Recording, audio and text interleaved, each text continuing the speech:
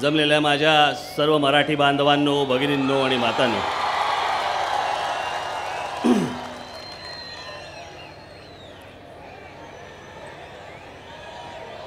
आता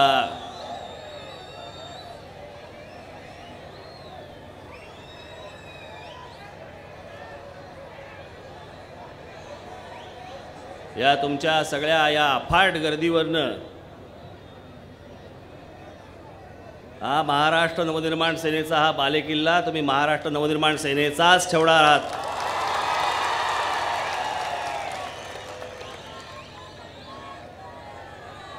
कुठे कुठे कुठे गर्दी पोचली बघा तुम्ही तिकडे.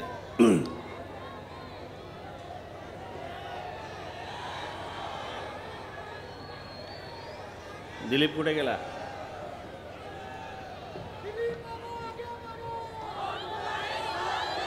निवडून आला.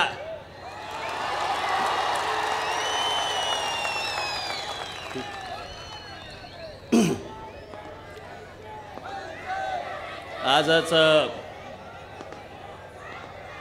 मराठवाडा विदर्भ सगळा दौरा आटपून मी आजच सकाळी मी मुंबईला पोचलो. आता पुढच्या सगळ्या सभा माझ्या मुंबई, ठाणा, पुणा, नाशिक या सगळ्या भागामध्ये आहेत. 231 मतदारसंघामध्ये आपण उमेदवार उभे केले. ए बाबा, ए खाली बस.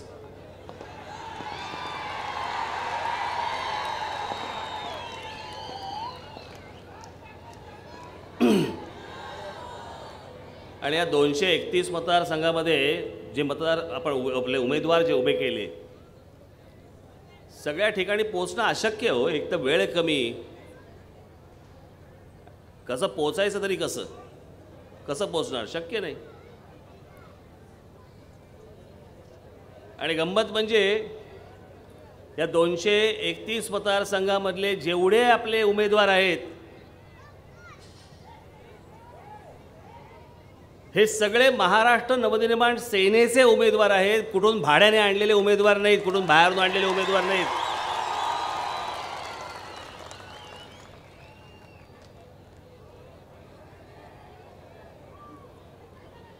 हे आत्ता जे काही सगळे बाकीचे 4 पक्ष आहेत, नुसता खेळखंडोबा मांडून ठेवलाय तुमच्या समोर, नुसती मजा.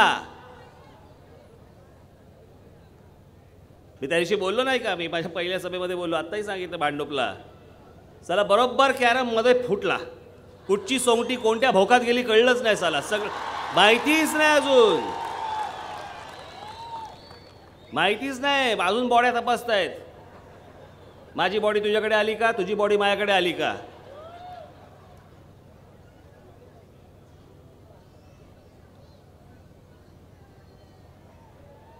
आणि हे आपले भाजपवाले स्वबळावरती म्हणे सत्ता द्या. आहे का बळ? मी आता एक यादी आणली आहे. मुद्दामन मी तुमच्यासमोर वाचून दाखवणार. नुसती मुद्दामन तुमच्यासमोर नाही, मी सगळ्यांसमोर वाचून दाखवणार. याच्या पुढे आम्हाला म्हणे बहुमत द्या, आम्हाला म्हणे स्वबळावरती. स्वबळ आहे का? या महाराष्ट्रामध्ये माननीय बाळासाहेबांमुळे यांना बळ मिळालं आणि हे बेटकुळ्या काढून दाखवत आहेत. आताही लोकसभेला नरेंद्र मोदींमुळे मतदान झालं. यांना कोण ओळखत होतं? एक तरी उमेदवार माहिती होता का?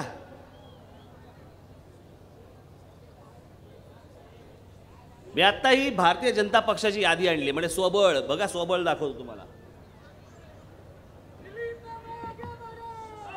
गप्रे.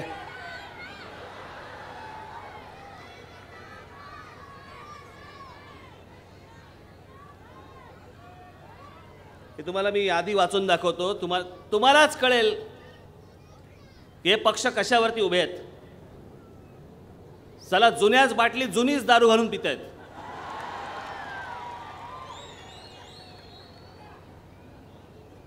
प्रत्येक निवडणुकीला फक्त बाहेरचं लेबल बदलायचं, बाटली तीच, दारू तीच.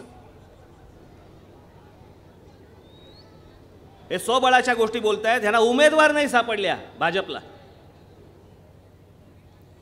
आता मी फक्त तुम्हाला महाराष्ट्रातले मतदारसंघ वाचून दाखवतो आणि त्या मतदारसंघामध्ये ह्यांनी भाड्याने आणलेली माणसं बघा कोण आहेत. हे सगळे इम्पोर्टेड.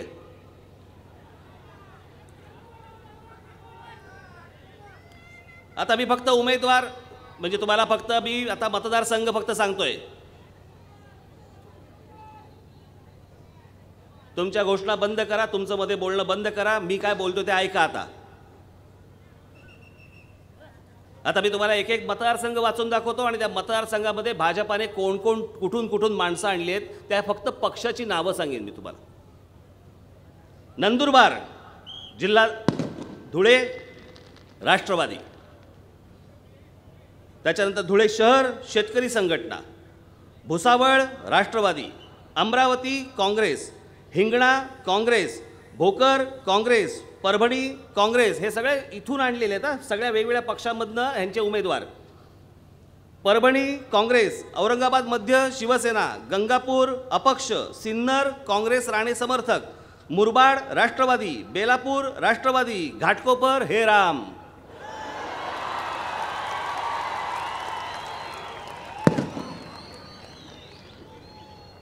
आमच्यासाठी तो मेला.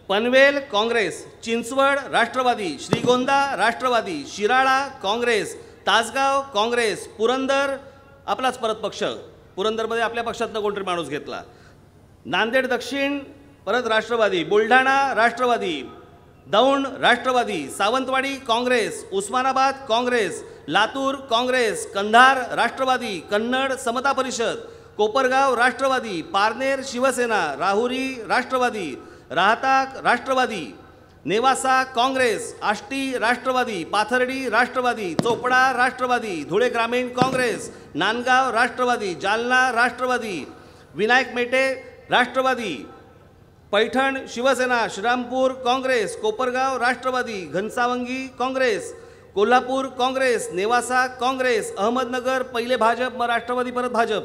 आता निफाड शिवसेना, भोर शिवसेना, जुन्नर शिवसेना, खेड शिवसेना.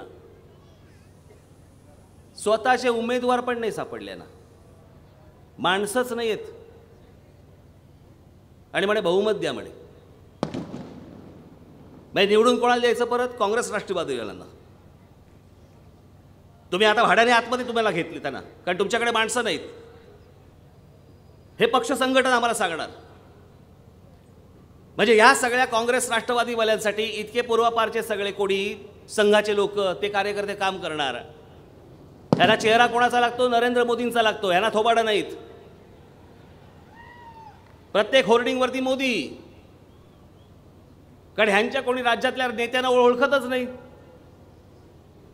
भाई यांच्या राज्यातल्या नेत्यांची लायकी आल्या आल्या मोदींनीच काढली. काल काय बोलले नरेंद्र मोदी? गोपीनाथ मुंडे जर समजा आज हयात असते तर मला महाराष्ट्रात प्रचारासाठी यायची गरज लागली नसती. याचा अर्थ काय होतो? नालायकांनो, तुम्हाला थोबाडा उरलेला नाही, लोकांसमोर तुम्हाला काही अर्थ नाही आहे, लोक तुम्हाला विचारणार नाहीत, म्हणून मला परत तुमच्यासाठी प्रचाराला यायला लागतंय. हा त्याचा पूर्ण अर्थ. या असली माणसं, हे असले पक्ष अख्ख्या महाराष्ट्राच्या राजकारणाचा चोथा करून टाकला. या सगळ्या लोकांनी विचका करून टाकला, वाट लावली. निवडणुकीच्या तोंडावरती युत्या आणि आघाड्या तोडतायत. आपापल्या स्वतःच्या मस्तीत सगळेजण. तुमचा कोण नाही विचार करणार.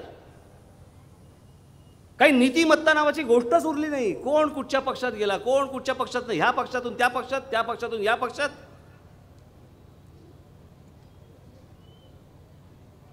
काही नाही. काल रात्रीपर्यंत बरोबर होता. म्हटलं काय घेणार? चहा? हो बोलला. आज जाऊन चहा करेपर्यंत दुसऱ्या पक्षात गेला. मी तुम्हाला एक घडलेली गोष्ट सांगतो. म्हणजे किती नादान लोक असतात बघा, किती हरामखोर लोक असतात बघा. एक उमेदवार फॉर्म भरायला चालला होता मिरवणुकीत होता आणि मिरवणुकीत असताना इतक्यात त्याला फोन आला, मिरवणुकीतनं उतरला. तुम्हाला विनोद वाटेल पण हे खरं आहे, सत्य आहे. मिरवणुकीतनं खाली उतरला आणि बोलला की मला ह्या पक्षाचा फॉर्म मिळालेला आहे, झेंडे बदला. काही राहिलंच नाही हो, तुमचा विचारच नाही, तुमच्याबद्दल काही वाटेनासं झालंय. बस तुम्ही नुसतं राबा. मी आत्ता महाराष्ट्रामध्ये होतो, या सगळ्या मतदारसंघांमध्ये सगळ्या ठिकाणी नातेवाईक उभे केलेत, नातेवाईक नुसते सगळ्या ठिकाणी नातेवाईक. कोणाचा मुलगा, कोणाची सून, कोणाचा नातू, कोणाची मुलगी, कोणाचा मामा, कोणाचा काका. प्रत्येकाने आपापले मतदारसंघ हे फक्त आपापल्या नातेवाईकांसाठी ठेवलेत. सगळ्यांनी आपापल्या नातेवाईकांना, म्हणजे काय, सत्ता आली आमच्या घरात, पैसा आला आमच्या घरात, आमचे नातेवाईक पोचण्यासाठी तुमचा जन्म झाला, आमच्या कुटुंबियांना मोठं करण्यासाठी तुमचा जन्म झाला. तुम्ही फरफटत फक्त ह्यांच्या मागे जायचं, झेंडे घेऊन जायचे आणि ह्यांचे नातेवाईक मोठे करायचे. ह्यांचे नातेवाईक सगळे आमदार बनणार, खासदार बनणार, सत्ता ह्यांच्या घरात. तुमच्यापैकी कोण नाही आमदार बनणार, तुमच्यापैकी कोण नाही नगरसेवक बनणार, फक्त ह्यांच्या घरात सत्ता आली पाहिजे सारखी. हे असलं राजकारण, या असल्या राजकारणात मध्ये आपण पडायचं. म्हणून मी पहिल्यापासून कोणाबरोबर आघाडी नाही, कोणाबरोबर युती नाही. जायचं असेल तर एकला चलो रे. माझा महाराष्ट्रातल्या माझ्या जनतेवरती माझा विश्वास आहे, मी जाईन तो एकटा जाईन.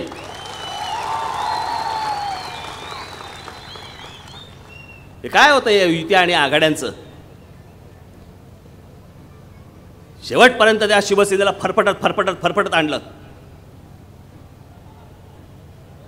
आणि बरोबर वेळ ज्यावेळेला आली, मी तुम्हाला माझ्या पहिल्या सभेमध्ये सांगितलं ना, हे सगळं ठरवून होतं, अख्खं सगळं ठरवून होतं, सगळं प्रीप्लांट होतं. तुम्हाला असं वाटतं की हे वेगवेगळे 4 पक्ष आहेत, वेगवेगळे, हे सत्ताधारी, हे विरोधी पक्ष, असं काही नसतं. हे सगळे एक आहेत. एकदा कधीतरी विधानसभेत जा, तिथे प्रेक्षकांची जी काही गॅलरी आहे ना, त्या प्रेक्षकांच्या गॅलरीत एकदा बसा, मग तुम्हाला कळेल हे काय नक्की करत असतात.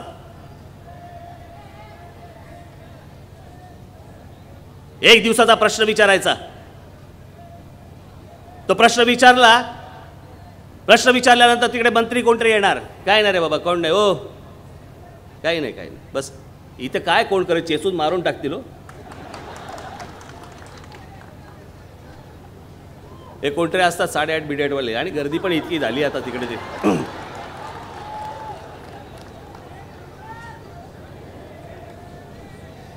तिथे विधानसभेमध्ये प्रश्न विचारायचा, बस रे आता शांत बसा तिकडे. मग मंत्री यांना केबिनमध्ये बोलून घेणार, मंत्र्याच्या केबिनमध्ये सेटलमेंट होणार, पैशाचे सगळे व्यवहार होणार की परत प्रश्न हा विचारू नकोस म्हणून.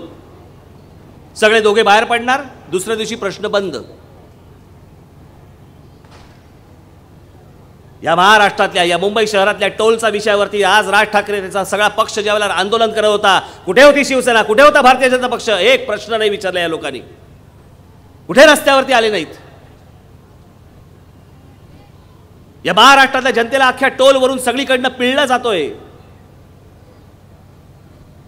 किती गाड्या त्या टोलवरनं जात आहेत, किती पैसे जमा होत आहेत, एकूण खर्च किती झाला, कोणी कोणाला काही सांगायला तयार नाहीत. बस नुसत्या गाड्या चालल्या आहेत, तुम्ही पैसे भरतात आणि तेही भरतात, ते कॅशमध्ये भरतात. त्याच्यामुळे ते कॅशचे पैसे कुठे जातात, सरकारकडे किती जातात, खाजगी किती जातात, या बाकीच्या नेत्यांना किती जातात. आणि याच्यावरती एक जण तिकडे बोलायला तयार नाही. माझे आमदार बोलत होते, पण हा इथला तो तुम्ही जो निवडून दिला होता, एकदाही तिथे आमदार केला बसला नाही तिकडे विधान भवनात. आमदारकीचा फंड असतो तो देखील या माणसाने वापरला नाही. तो फंड देखील वापरला नाही, तो लॅप्स झाला, सगळा गेला फंड, कारण विधानसभेत कधी आलाच नाही. मी अनेकदा विचारलं, का रे बाबा जात का रे तिकडे? नाही मी आता जाईन, 5 वर्ष गेली त्याच्यामध्ये, मी आता जाईन. माझाही इंटरेस्ट गेला होता. हे असले नकोच साले गद्दार.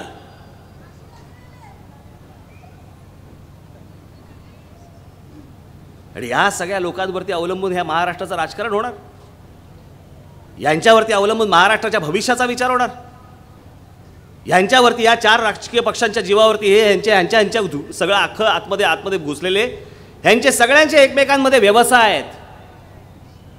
आपल्याला कल्पना येणार नाही आहे मी काय बोलतोय ते. हे सगळे एकमेकांमध्ये गुंतलेले यांचे एकमेकांचे व्यवसाय. त्याच्यामध्ये काही काँग्रेस, राष्ट्रवादी, शिवसेना, भाजप वगैरे नसतं. सगळे ह्यांचे टक्के ठरलेले असतात, सगळ्या गोष्टी ठरलेल्या असतात आणि म्हणून एकमेकांच्या विरोधात फार बोलायला जात नाहीत. आताही बोलतायत जपून जपून, सगळं जपून चालू आहे. तू माझा झब्बा आवर, मी तुझं धोतर आवरतो.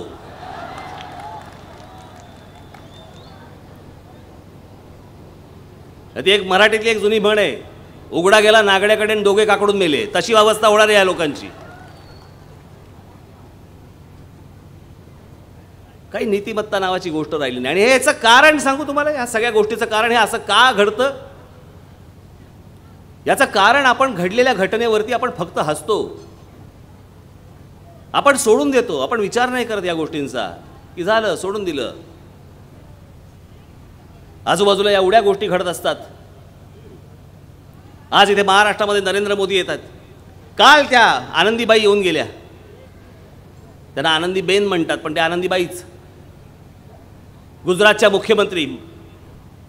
एकीकडे नरेंद्र मोदी येणार की तुम्ही केंद्रामध्ये जसं सांगितलं तसं मला महाराष्ट्रामध्ये द्या. कशासाठी महाराष्ट्रात द्यायचं. केंद्रात तुम्ही बघा सत्ता, राज्याचं आम्ही बघतो. हवेत कशाला आम्हाला राष्ट्रीय पक्ष. काही भारतीय जनता पक्ष आणि काँग्रेसची आम्हाला गरज नाही. त्या राष्ट्रीय पक्षांनी केंद्र बघावं, राज्य आम्ही बघू. आणि केंद्राच्या मदतीचाच जर विषय समजा असेल राज्याला मिळणाऱ्या, काय म्हणे तर म्हणे केंद्रामध्ये आता आपली सत्ता म्हणून तुम्ही राज्यामध्ये द्या, म्हणजे मदत करता येईल का. तुम्ही ज्यावेळेला 10 वर्ष ज्यावेळेला गुजरातचे मुख्यमंत्री होतात त्यावेळेला केंद्रामध्ये काँग्रेसची सत्ता होती, मदत झाली ना. तुमच्या प्रगतीच्या, गुजरातच्या प्रगतीच्या आड कुठे काँग्रेस पक्ष नाही ना आला. केंद्राचे जेवढे पैसे होते तुम्हाला मिळत होते ना. मग आता तुम्ही केंद्रात बसा, राज्यात आम्ही बसतो.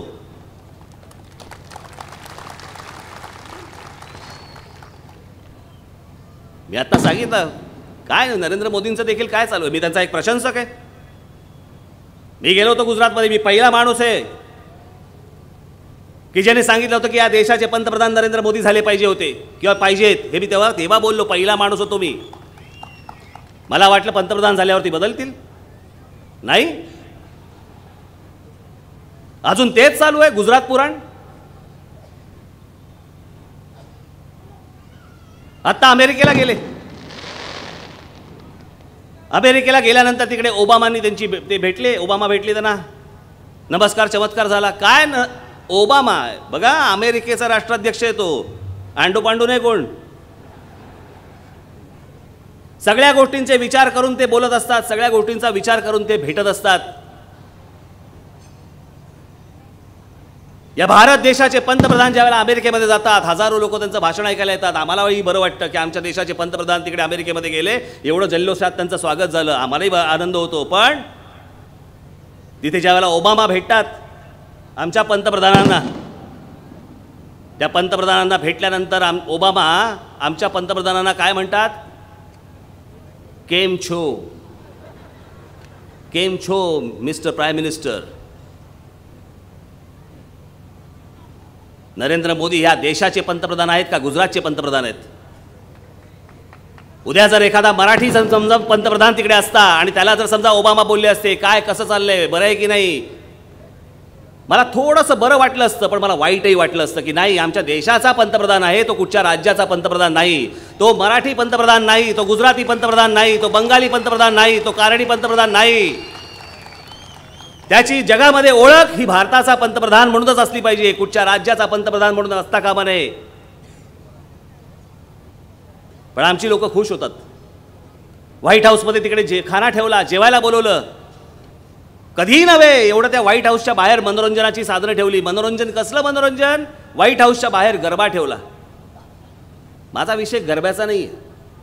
माझं असं म्हणणं आहे की भारताचे पंतप्रधान आल्यावरती ते कशा गोष्टीने खुश होतील हे जर समजा अमेरिका बरोबर चाणाक्ष बघत असेल की हे ह्याने खुश होतात. गुजरातच्या मुख्यमंत्री आनंदीबेन इकडे येतात आणि मुंबईमध्ये येऊन भाषण काय करतात, महाराष्ट्रातल्या उद्योगपतींनो चला गुजरातला, इथे काय या मुंबईत काय ठेवलंय तुमच्यासाठी. परवा दिवशी येऊन बोलून गेल्या, मुंबईत काय ठेवलंय. अहो मुंबई महाराष्ट्र होता म्हणून तुम्ही आलात उद्योग करायला. या महाराष्ट्राने जे वातावरण उभं केलं म्हणून सगळे उद्योगधंदे या महाराष्ट्रामध्ये आले. अगोदरच तुमच्याकडे का नाही गेले. आज तुम्हाला इथे येऊन सांगावं लागतं आमच्याकडे या म्हणून. एका बाजूने नरेंद्र मोदींनी यायचं आणि सांगायचं मला महाराष्ट्राचा विकास करायचा, आणि दुसऱ्या बाजूने त्यांनीच बसवलेल्या मुख्यमंत्री आनंदीबेन इथे मुंबईमध्ये येऊन सांगतायत की उद्योगपतींनो इथे काय तुमच्याला मुंबईमध्ये काय ठेवलंय, चला गुजरातमध्ये. या महाराष्ट्रामधला उद्योगधंदा हा तुम्ही तिथे गुजरातला वळवण्याचा प्रयत्न करतात. नेवलची ठेवलेली जमीन, नेवलची ठेवलेली महाराष्ट्रामध्ये अक्वायर केलेली जवळपास 250 एकरची जमीन नेवलची, जिथे केंद्राचा प्रोजेक्ट येणार होता नेवलचा, नरेंद्र मोदी पंतप्रधान झाल्या झाल्या तो रद्द करून तो प्रोजेक्ट तुम्ही पोरबंदरला गुजरातला नेलात. आम्ही कसा विश्वास ठेवायचा, आम्ही कसं मानायचं की तुम्ही भारताचे पंतप्रधान आहात म्हणून. आम्हाला अजून पटतच नाही की तुम्ही भारताचे पंतप्रधान आहात. आम्हाला असं वाटतं की तुम्ही गुजरातचेच पंतप्रधान आहात.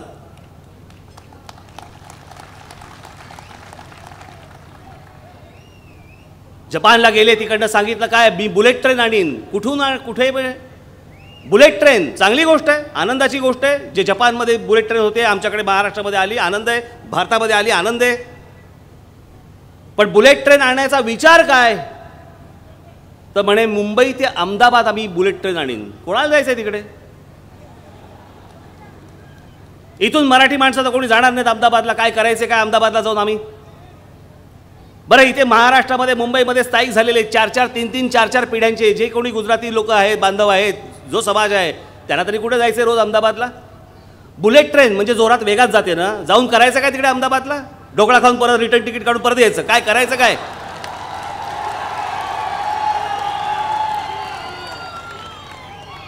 बुलेट ट्रेन आणायची असेल तर तुम्ही मुंबई दिल्ली आणा, मुंबई कलकत्ता आणा, मुंबई चेन्नई आणा. जो लांबचा प्रवास आहे तो वेगात झाला पाहिजे ना. मुंबईतल्या कुठच्या माणसाला तिकडे अहमदाबादला जायचं नाही. अहमदाबादच्या लोकांना यायचं असेल तर यायचंय, पण त्याच्यासाठी बुलेट ट्रेन कशाला पाहिजे. बाकी ट्रेन आहेतच. पण विचार पहिला आमच्या मनामध्ये काय येतो, विचार देशाचा विचार नाही येत. पहिलं बारीक लक्ष असतं मुंबईकडे, ज्याच्यावरती संयुक्त महाराष्ट्राचं आंदोलन पेटलं गेलं आणि त्याच्यानंतर मुंबई महाराष्ट्राला मिळाली. त्या आंदोलनानंतर 106 हुतात्म्यांच्या तुमच्या हुतात्म्यांच्या बलिदानानंतर पुन्हा तेच चालू आहे. पुन्हा तीच मुंबई, पुन्हा तोच गुजरात, आणि परत तेच दुर्दैव आमचं की आमच्या भारताचे पंतप्रधान ही गोष्ट बोलतायत. अहो आम्ही तुमच्याकडे तशा नजरेने नाही पाहिलं कधी. आम्हाला असं वाटलं एक कणखर नेता या भारताला मिळाला, हा भारत पुढे नेण्यासाठी म्हणून आम्हाला पंतप्रधान म्हणून तुम्ही योग्य वाटलात. म्हणून राज ठाकरेंनी सुरुवातीपासून सांगितलं की नाही या भारताचे पंतप्रधान नरेंद्र मोदी झाले पाहिजेत. पण हे असं वागण्यासाठी नाही, असं बोलण्यासाठी नाही, असा विचार करण्यासाठी नाही सांगितलं मी. ते सगळीकडे फिरून येऊन जर समजा परत माहिती आहे ना, म्हणतो ना आपण घार उडते उंच आकाशी, चित्त तिचे पिल्लापाशी. पंतप्रधान झाले तरी आमचं लक्ष, आमचं केंद्र परत गुजरातच राहतं. तिथेच आम्ही फक्त तेवढाच विचार करत बसतो. याच्यासाठी नाही तुम्ही पंतप्रधान झालात, याच्यासाठी नाही या देशाने तुम्हाला पंतप्रधान केलं. आम्हाला वाटलं हे काँग्रेसवाले नालायक आहेत, भ्रष्टाचारी आहेत, तो भ्रष्टाचार या देशामधला मिटला पाहिजे. त्याच्यासाठी म्हणून एक भ्रष्टाचार न करणारा एक अत्यंत स्वच्छ प्रतिभेचा माणूस म्हणून आम्ही नरेंद्र भाई तुमच्याकडे पाहिलं. हे काय करतात तुम्ही, या कसल्या गोष्टी आणतात तुम्ही इथे महाराष्ट्रामध्ये, कसल्या गोष्टी बोलतात. काय तुमच्या मुख्यमंत्री येऊन इकडे दिवे तुम्ही उजळवताय, काय अक्कल पाजळतायत. उद्योगपतीनो महाराष्ट्रातल्या मुंबईतल्या चला गुजरातला. हे इतक्या वर्षाचे गुण्यागोविंदाने राहणारे सगळे समाज, या समाजामध्ये तुम्ही परत भेद निर्माण करतात. पुन्हा तुम्ही संयुक्त महाराष्ट्राची वेळ परत आणता तुम्ही या महाराष्ट्रावरती, मुंबईवरती. काय चालू काय आता. हे इथला कोणतरी तो त्यांचा उमेदवार भाजपचा कोण, प्रकाश मेहता. मी आता त्याचा ट्रक पाहिला, चारी बाजूनी, सगळ्या बाजूनी गुजरातीमध्ये प्रचार केला होता. अहो 2009 पर्यंत तू मराठीत करत होतास. अचानक काय झालं? तुला नवीन भाषा कळली, नवी भाषा उमगली तुला. हे कुठून सुरू झालंय नवीन? हा नवा भेद निर्माण करण्याचा प्रकार सुरू आहे, नवा भेद निर्माण करण्याचा प्रकार. आणि परत जर समजा मुंबईकडे वेडावाकडे नजरेने परत कोणी पाहण्याचा प्रयत्न केला, पुन्हा संयुक्त महाराष्ट्राचा लढा उभा राहील म्हणून बघा, लक्षात ठेवा. महाराष्ट्रात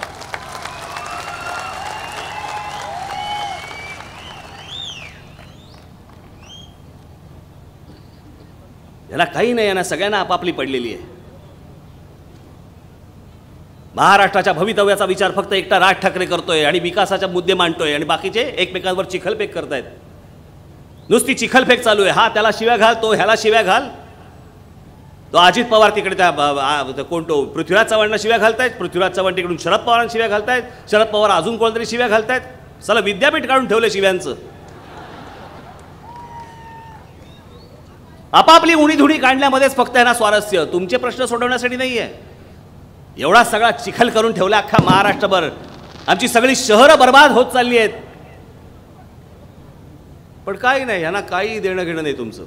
तुमच्याकडे पाणी येऊ न येऊ, तुम्हाला रस्ते मिळो न मिळो, तुम्हाला वीज मिळो न मिळो, तुमच्या मुलांना शिक्षण मिळो न मिळो, ते बेरोजगार राहोत किंवा न राहोत, महिलांचे प्रश्न सुटोत अथवा न सुटोत, शौचालयाचा प्रश्न सुटो न सुटो, टोलमध्ये पिळले जातात पिळून घ्या, काही नाही, कशाचा कशाला नाही. आमच्याकडे हे आमचे राज्यकर्ते. आता मी ज्याला महाराष्ट्रामध्ये होतो, तिकडे मराठवाड्यामध्ये होतो, विदर्भामध्ये होतो, अहो काय हालत आहे हो, तुम्हाला कल्पना येणार नाही. आपण म्हणतो मुंबई आपल्या शहरांमधले, सगळ्या आपल्या महाराष्ट्रातल्या शहरांमधले सगळ्या रस्त्यांवरती खड्डे पडलेले आहेत. अहो महाराष्ट्रातले रस्ते तर तुम्हाला बघवणार नाहीत. चला पृथ्वी आहे का चंद्र आहे तेच कळत नाही. आज तिकडच्या शेतकऱ्यांची हालत बघा. 60-60 हजार आमच्या महाराष्ट्रातल्या शेतकऱ्यांनी आत्महत्या केल्या. 60-60 हजार. आमच्या राज्यकर्त्यांना काही नाही. गेल्या वर्षी जेव्हा महाराष्ट्रामध्ये दुष्काळ पडला त्यावेळेला चारा छावण्या या राज ठाकरेंनी आणि तुमच्या महाराष्ट्र नवनिर्माण सेनेने केल्या. महाराष्ट्रात अनेक हजारो शेतकऱ्यांच्या गायी, त्यांची वासरं, त्यांच्या म्हशी, बैल, बकऱ्या या भुक्या राहू नयेत म्हणून आपण चारा छावण्या उभ्या केल्या आणि त्यांना वाचवलं. ते बैल, ते बकऱ्या, त्या गायी, त्यांना मतदानाचा अधिकार नाही आहे. त्याच्यासाठी नाही केलं ते. मी एक प्राणी मित्र आहे. माझ्या घरामध्ये बरेच कुत्रे आहेत आणि माझी ती आवड आहे. आज फक्त मी कुत्रे पाळू शकतो म्हणून, इतर प्राणी पाळायला दिले तेही पाळीन. आणि तो मला आवडीचा विषय आहे. तो म्हणजे माझ्या घरात पण आहे. आणि त्या सगळ्या विचारातनं आपण एक लहान मूल, आपलं पिल्लू एवढंसं घरी आणतो, आपल्या पोरासारखं वाढवतो, मोठं करतो आणि ते आपल्याबरोबर राहत असतं. आयुष्य ते काढत असतं आपल्याबरोबर. घरी गेलं त्याला पाहिल्यावरती बरं वाटतं आपल्याला. सगळा क्षीण निघून जातो, सगळा डोक्याचा व्याप निघून जातो त्याला पाहिल्यावरती. तसंच आमच्या शेतकरी बांधवांच्या त्या सगळ्या गायी, त्या बकऱ्या, त्या म्हशी एवढे लहान असताना सगळ्यात घरी आणलेल्या असतात. पोरं, लहान पोरं असतात ती. आपल्या पोरासारखी आपण ती वाढवतो, मोठी करतो. ते आपल्या घरात राहतात, आपण त्यांना चारा देत असतो, सगळ्या गोष्टी देत असतो. ते आपल्याला काही दूध देत असतात. त्या गायीच्या एकदा डोळ्यात बघवा, करुणा नावाची काय गोष्ट असते ना, ते गायीच्या डोळ्यात कळते. आणि आज तो आमचा शेतकरी, त्याला अन्न नाही, खायला अन्न नाही, प्यायला पाणी नाही. महाराष्ट्रामध्ये सगळ्या ठिकाणी दुष्काळ पडला असताना त्याला खायला अन्न नाही, तो कुठून देईल त्या बकऱ्यांना आणि म्हशींना आणि गायींना? आमच्या महाराष्ट्रातल्या शेतकऱ्यांना, अनेक लोकांना तिथे घरदार सोडून बाहेर पडावं लागलं, महाराष्ट्रातल्या शहरामध्ये यावं लागलं. येताना गायी बैल तर घेऊन येऊ शकत नाहीत, कुठे गेले? खायला देऊ शकत नाहीत. लहान पोरासारखे वाढवलेली आमची ही सगळी घरातली लोक, गायी, ह्या सगळ्या, ही आमची मुलं खाटकाकडे पडली. खटा खटा खटा खटा ती खाटकाकडे जाऊन कापली जातात. का? आमच्या राज्यकर्त्यांनी पाणी आणलं नाही, आमच्या राज्यकर्त्यांनी वीज दिली नाही, आमच्या राज्यकर्त्यांनी रस्ते दिले नाहीत. त्याच्यामुळे आमच्याकडे दुष्काळ पडला. दुष्काळ पडल्यावरती आम्ही आमची मुलं वाचवू शकलो नाही. आम्हाला खाटकाकडे द्यावी लागली आणि ती कचा कचा कापली गेली. ही अवस्था करून ठेवली महाराष्ट्रामध्ये. आणि त्याच्यानंतर नादान हा अजित पवार सारखा माणूस इतक्या आत्महत्या झाल्यानंतर, इतकी परिस्थिती निर्माण झाल्यावरती, दुष्काळ पडल्यानंतर, 70,000 कोटीचा भ्रष्टाचार करून इतके पैसे खाल्ल्यावरती त्याच्यानंतर म्हणतो की मी तुमच्याकडे येऊन काय कालव्यामध्ये मुतू का. ह्याच्यानंतर आम्हाला अपमान वाटत नाही. या गोष्टीचा आम्हाला अपमान वाटत नाही. आणि ही परत उजळ माथ्याने ही तुमच्यासमोर येणार लोक आणि तुम्हाला सांगणार की आम्हाला मतदान करा. काही लाज शरम नावाची काही गोष्टच उरली नाही. प्रगतीचा विचार नाही. या महाराष्ट्राच्या तरुणाला आणि तरुणींना काय हवंय, भविष्याकडे बघतायत, कशा आशेने बघतायत, त्याच्याबद्दल काही विचार नाही आमच्या मनात. तो आराखडा मी घेऊन आलोय. तो महाराष्ट्राचा आराखडा माझ्याकडे आज तयार आहे. तिथे तरुणांबद्दलच्या सगळ्या गोष्टी आहेत, शिक्षणाबद्दलच्या गोष्टी आहेत. आज इथे माझ्यासमोर आलेले अनेक तरुण, आज सुशिक्षित, अनेक गोष्टी शिकलेला, BSc झालेला, अनेक काय काय झालेलं असेल, डिग्र्यांच्या पुळकुंड्या घेऊन घरामध्ये बसलेला असेल. पण तुम्ही जे शिकलात त्याप्रमाणे तुम्हाला योग्य त्याचं नोकरी मिळते का, तुम्हाला काम मिळते का, समाधान मिळते का तुम्हाला. आम्हाला कुठच्याही प्रकारचं समाधान नाही. फक्त घरात तोंड दाखवायला लाज वाटते म्हणून येईल ती नोकरी आम्ही पत्करतो. फक्त खिशामध्ये पैसे येतात का, माझ्या कुटुंबियांना आम्हाला पोचायचंय, माझ्या आई वडिलांचा मला सांभाळ करायचा आहे, माझ्या बहिणीचं मला लग्न करायचं आहे म्हणून येईल ती नोकरी आम्ही पत्करायला तयार होतो. पण त्या दृष्टिकोनात तर आमच्याकडे नोकऱ्या उपलब्ध होत नाहीत. त्याप्रमाणे आम्हाला शिक्षण पण मिळत नाही. ज्या प्रकारच्या नोकऱ्या आज जगामध्ये निर्माण होतात, का नाही माझ्या महाराष्ट्रामध्ये निर्माण होत. ज्या प्रकारची तुम्ही नोकरी करू इच्छिता त्या नोकरीमध्ये मला काम करताना मला समाधान वाटलं पाहिजे की जे काम करतोय मी, जी नोकरी करतोय मी, जो व्यवसाय करतोय त्यात मला समाधान आहे. किती लोकांना ह्या प्रकारचं समाधान मिळतं मला जरा सांगाव. सचिन तेंडुलकर जो क्रिकेट खेळतो, क्रिकेट खेळताना त्याला वाटतं मला समाधान मिळतंय या गोष्टीमध्ये. लता दिदी आमच्या ज्यावेळेला गाणं गातात त्यावेळेला त्यांना असं वाटतं की मला ह्याच्यातनं समाधान मिळतंय. पैसे मिळतातच अनेक गोष्टीतनं, पण समाधान मिळतंय, मला आनंद मिळतोय. मी जे काम करू इच्छितो त्याच्यापेक्षा मी जास्ती काम देऊ शकतो, मी जास्ती काम करू शकतो. कारण का, मला जे हवंय ते काम मला मिळालेलं आहे, मला हवी ती नोकरी मला मिळाली आहे. माझं जे शिक्षण झालंय त्याप्रमाणे मला नोकरी मिळाली आहे का कुठे? नाही. आमच्याकडे काहीही झालं नाही तर आमच्या देशामध्ये काय घडतं, आमच्याकडे एकतर शिक्षक होतात आणि काहीच जमलं नाही तर राजकारण आहेच. गेटवे ऑफ इंडिया, कोणीही आतमध्ये या, काही करा. आम्ही एवढ्या साध्या साध्या गोष्टी पण देऊ शकलो नाही.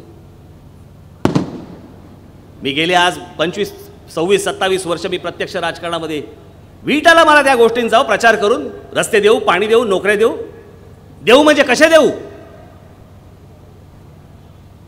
काही योजना तयार आहेत का? काही नाही. मी त्याशी कुठे बोललो, मी ह्या हायवेवरनं जाताना मी मध्ये बघितलं हजारो मुलं तिथे रस्त्यावरती उभी. मला वाटलं आले की काय परत बिहारी साला. विचारपूस केली त्यांना. विचारपूस केल्यावरती कळलं महाराष्ट्रातल्या ग्रामीण भागामधनं, मराठवाड्यामधनं, पश्चिम महाराष्ट्रामधनं अनेक ठिकाणून आमची मुलं आलेली.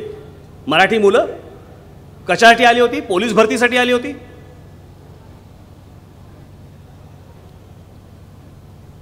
त्या जिल्ह्यांमध्ये तुम्हाला भरती करून घेता येत नाहीत.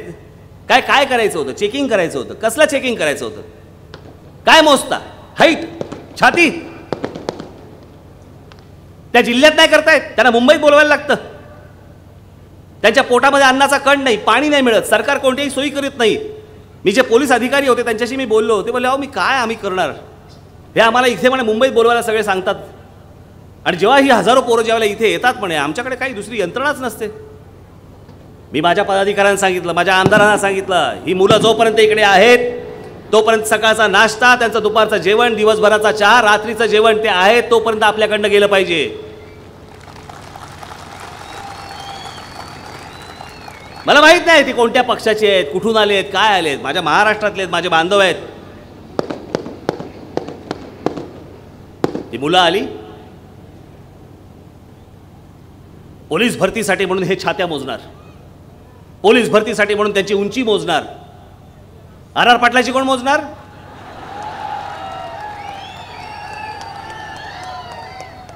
ते गृहमंत्री, ते बुटकं एवढं एवढं फिरणार सगळीकडे.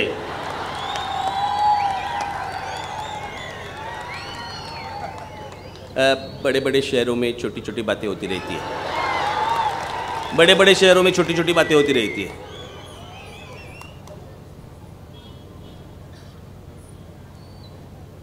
अन्नाचा कण नसलेले, पाण्याचा थेंब नसलेली ती मुलं रस्त्यावरून इथे होती. या सरकारने त्यांना त्या आपल्या उन्हात डांबरी रस्त्यावरनं 5 किलोमीटर धावायला लावलं. त्यातली 4 मुलं हार्ट अटॅकने मेली. आमची मराठी मुलं पोटात अन्नाचा कण नसताना, पाणी नसताना इथे पोलीस भरती व्हायची म्हणून, पोलिसामध्ये मला काम करायचं म्हणून इथे येणार, धावणार आणि त्याच्यानंतर हार्ट अटॅकने मरणार. आणि मग आमच्याकडे इतक्या नोकऱ्या उपलब्ध आहेत,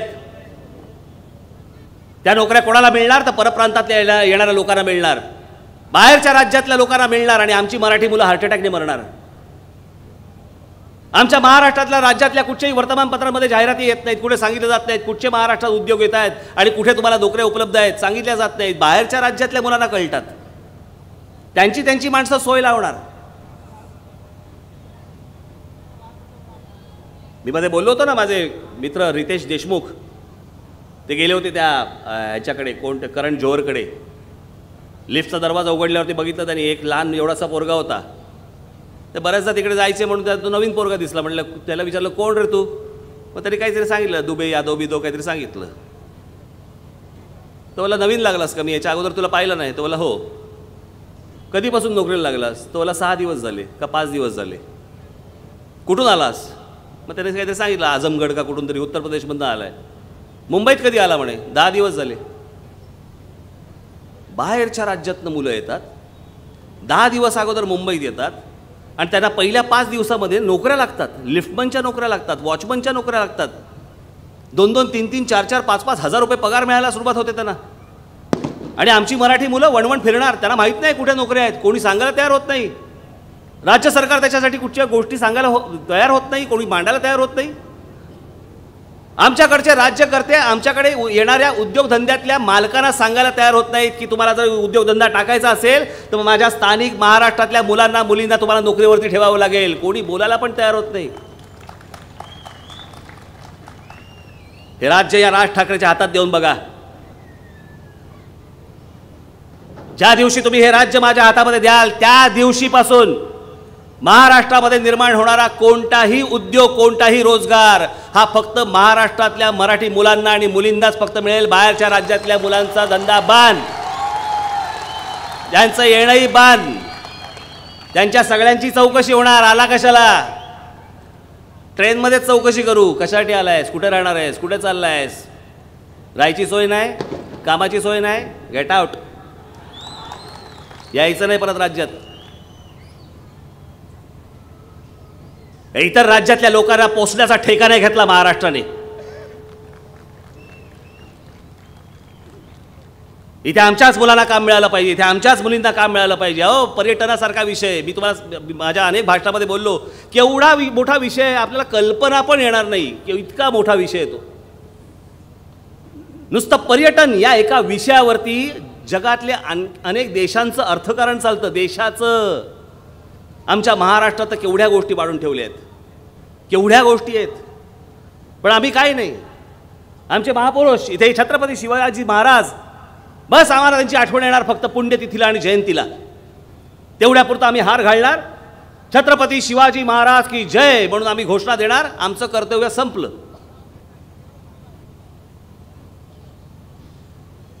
हे काँग्रेस राष्ट्रवादीवाले गेले 15 वर्ष सांगतात समुद्रामध्ये महाराजांचा पुतळा उभा करायचा आहे. कुठून करणार, कसा करणार? काय फक्त मतांसाठी या सगळे राजकारण करत बसणार तुम्ही? अहो, पुतळे म्हणजे स्मारक नव्हेत. या आमच्या राजाचे जे काही गडकिल्ले आहेत ते गडकिल्ले म्हणजे स्मारक आहेत. ती दाखवा जगाला, ती आपण दाखवली पाहिजेत. अहो, आम्ही ओरडून आम्ही सांगितलं पाहिजे आमचा राजा कोण होता, किती मोठा होता. आम्हालाच माहीत नाही आमचा राजा कोण होता, आम्हीच सांगत नाही आहोत. आमच्या गडकिल्ले जो इतिहास आहे तो आम्ही जगाला ओरडून सांगायला तयार नाही आहोत. तिथे आम्ही लोकांना नेत नाही आहोत. एक दुसरे ते रामदास आठवले आणि हे सगळे दलित पुढारी बस नुसतं बाबासाहेब आंबेडकरांच्या फक्त नुसतं नावाचा फक्त वापर करायचा, बाकी काही करायचं नाही. मागे ते कुठचं ते एक चॅनल होतं कलर्स ना, कुठचा बिग बॉस कार्यक्रम, रिकाम टेकडे सगळे असतात त्याच्यामध्ये. ज्यांना आयुष्यातनं काम धंदा उरलेला नसतो, सगळे आयुष्यातनं जे उठलेले असतात तिकडे जातात 2-2 महिने राहायला. त्याच्यात जाणार होते रामदास आठवले. काय करणार होते मला कळतच नाही, पण मजा आलीच ती. पण उघडे बंब फिरतायत. मैं आपको एक बात बोलता हूँ, आज रात का खाना मैं बनाएगा और आपको खिलाएगा. जैसा होगा मेरा आना वैसा होगा मेरा खाना. यायला कोट्या करत बसतात, कविता करताय, बस हसून मोकळे चाले. हे यांचे नेते म्हणे.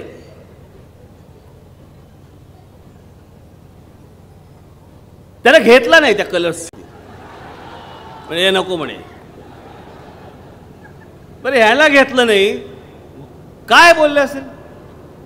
बाबासाहेब आंबेडकरांचा अपमान केला म्हणे. अरे तुझा केला, त्याच्यात बाबासाहेब कुठे आले?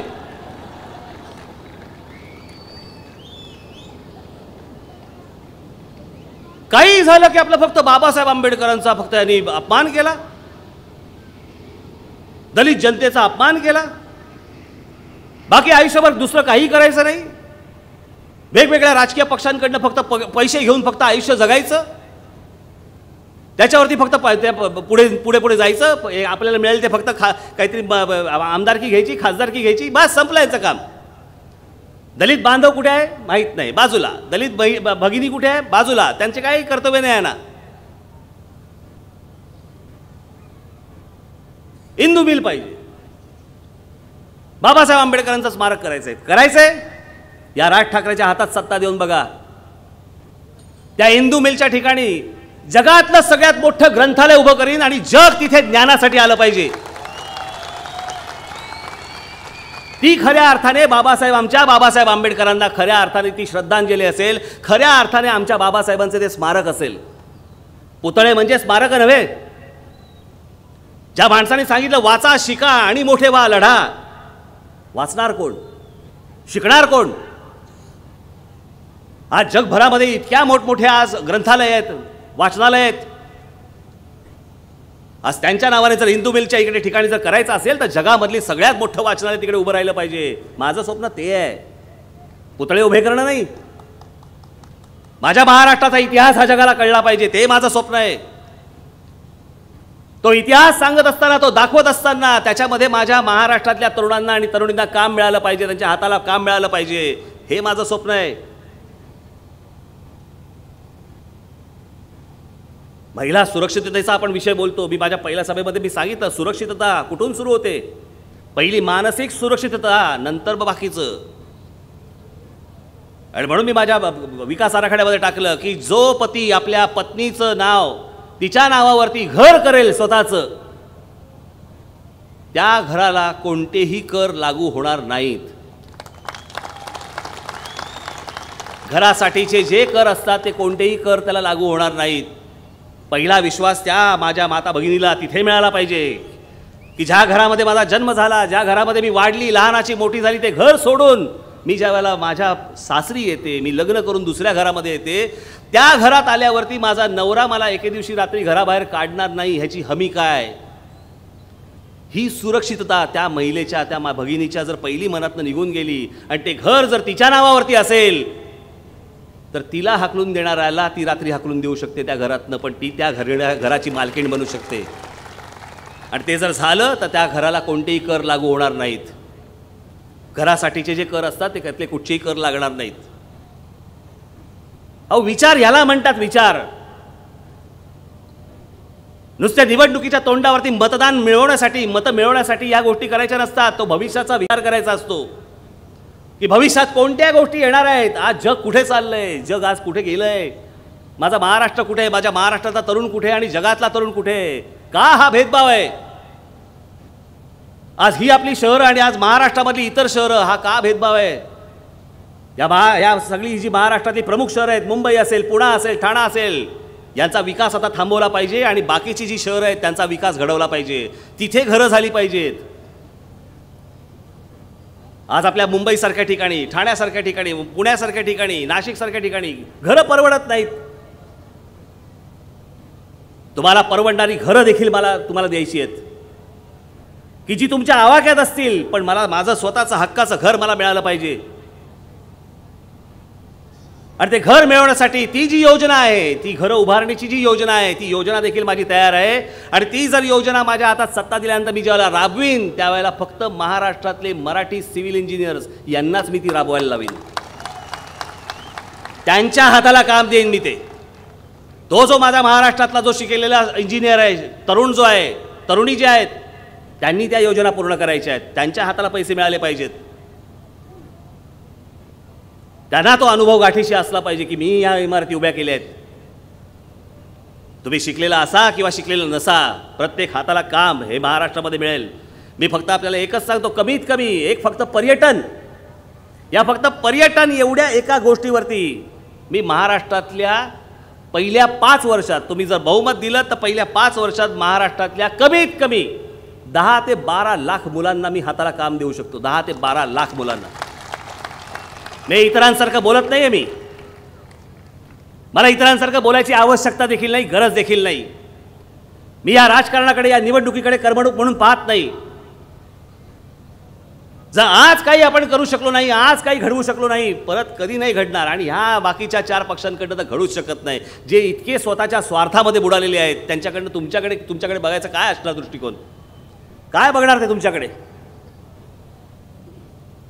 बस यांचे नातेवाईक आणि यांची कुटुंबीय, बस याच्या पलीकडे यांना दुसरं काही सुचत नाही.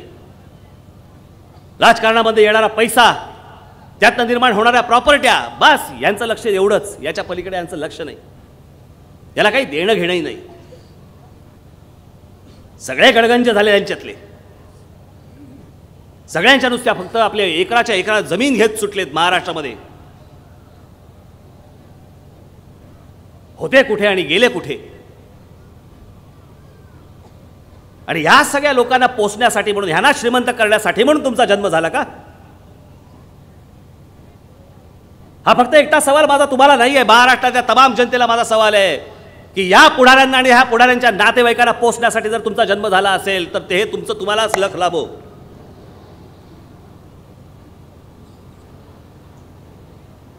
मी आता भांडुपला पण सांगितलं, माझ्या बाकीच्या सभांमध्ये पण सांगतोय, पुढेही सांगेन मी ते.